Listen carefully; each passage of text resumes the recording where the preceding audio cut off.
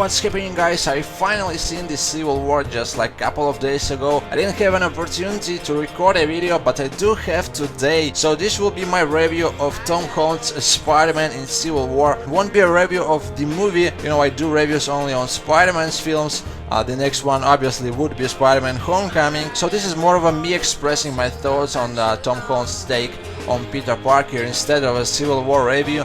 That being said, I did enjoy the movie quite a lot. The atmosphere reminded me a lot of Winter Soldier. Proves once again that Marvel can perfectly balance between these serious tones and, you know, cheerful and playful. A lot of people have been praising this movie as the best Marvel movie up to date. Well, personally for me, The Avengers would be the favorite. Then it's Winter Soldier, and then it's probably between Guardians of the Galaxy and Captain America Civil War. You know, even though it says Captain America Civil War, obviously, let's be honest, it's more of a Avengers number 3. I didn't enjoy all of the actors, especially Robert Downey Jr.'s portrayal of Tony Stark. He showed this emotional side of Tony, which we really haven't seen previously before. I did enjoy a lot all of the supporting actors as well. This story made sense. I did have some problems with the main villain, I guess, Zemo. You know, his motivation, he lost all the family members, you know, and he wants his revenge, but still, I'd say that this movie doesn't really have a main villain. He doesn't really seem like much of a threat. The threat were the Avengers themselves, and he was just basically a tool, you know, placed specifically, coincidentally, perfectly there, you know, to tie up this story. The big revelation by the end of the movie with Tony Stark finding out about the death of his parents. You know, Zemo, well, he set it up perfectly, way too perfectly, you know, it doesn't really work like that.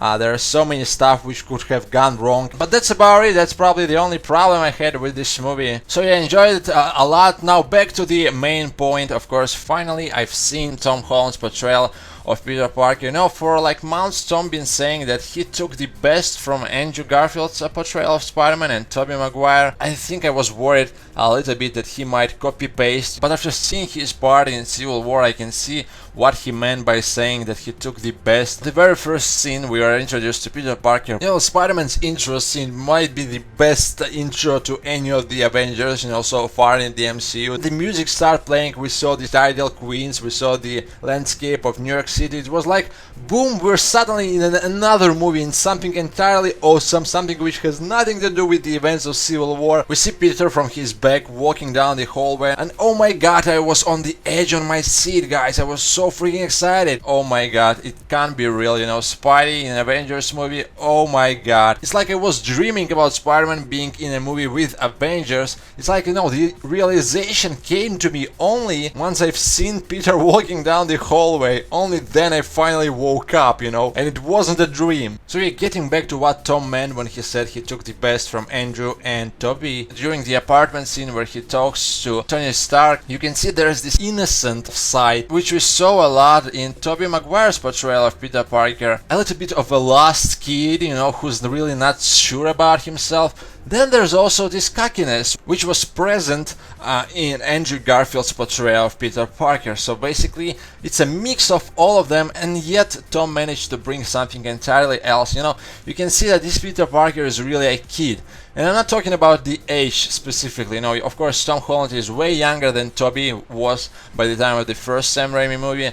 Same goes with Andrew Garfield, who was almost 30 years old by the time of The Amazing Spider-Man 1. It's just something about Tom Holland. I'm pretty sure 10 years from now on he will still be able to convince me that he's playing a 15 years old teenager. A funny thing I noticed, maybe, you know, my brain played a trick, but it seemed like, you know, Tobey was really interested in photography, Andrew was all about skateboarding, and this Peter Parker is a computer genius, you know, he's a computer nerd basically. He collects all this old stuff, you know, old technology, he goes to the junkyard, whatever, you know, and he grabs all this stuff, he brings it home. He has a PC, like a retro desktop PC from like 90s or 80s. This Peter Parker has also very strong motivation. You can see it in his eyes, you know, the way he talked to Tony, and he explained that, you know, if you have the power to stop it, you know, to stop the crime, to stop the bad guys, you know, to prevent something, you have to do it. It's your responsibility. I mean, do you really need an origin story after that? Once he started his responsibility speech, obviously thinking about Uncle Ben and the way he couldn't really stop it, it's like we saw instantly not a 15 years old teenager, but a Peter Parker at his deep core, his motivation, what makes him do what he does every day. Peter Parker we saw in the comics, especially in the early Steve Ditko issues. This was the Peter Parker at its finest, you know. He will grow up, he will learn stuff, he will go through a lot, you know, but there's one thing which won't change ever, is that his motivation, is that he believes in what he says, because that's the way he is. This isn't something which came up from the spider bite. The spider could have bitten anybody, you know. This is Peter Parker in terms of his personality. Now let's move forward to a really spectacular airport fight scene when we finally saw the new Spider-Man in action, and oh my god, you know, this is the Spider-Man I grew up with. The way he jokes, and I was afraid about the jokes being a little bit maybe cheesy at times, you know. No, nothing like that. This Spidey is just awesome. The way he moves, the way he climbs on the glass just like this spider following Bucky and Falcon, the way he swings, the way he shoots webs, the way he jokes in between the fight. He doesn't shut up, you know. We haven't really seen that with Tobey Maguire's Spider-Man, neither with Andrew's Spider-Man. No, they throw a joke here and there, you know, here's your change, and throws it back at Doc Ock, talking about Spider-Man 2, of course.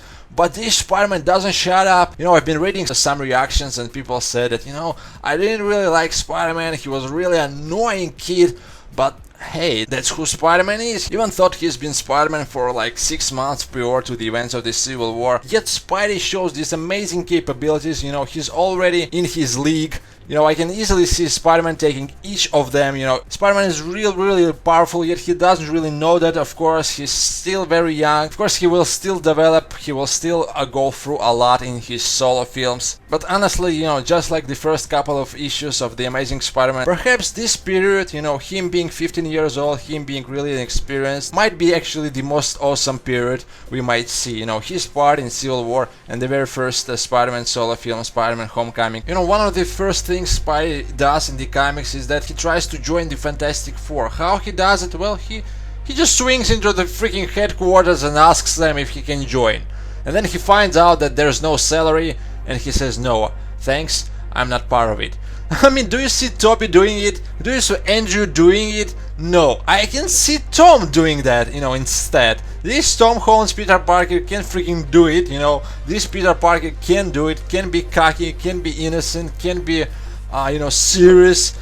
This is just awesome. You know, that being said, still I can't judge who's the best Spider-Man on the big screen. I have to see Tom's very first Spidey solo film first. You know, both Andrew and Tobey had their great moments too. So 15 minutes of Spidey in Civil War is still not enough for me to compare him to Tobey or to Andrew. I can judge his performance, he was freaking awesome. I won't say whether he is the best Spidey on the big screen yet.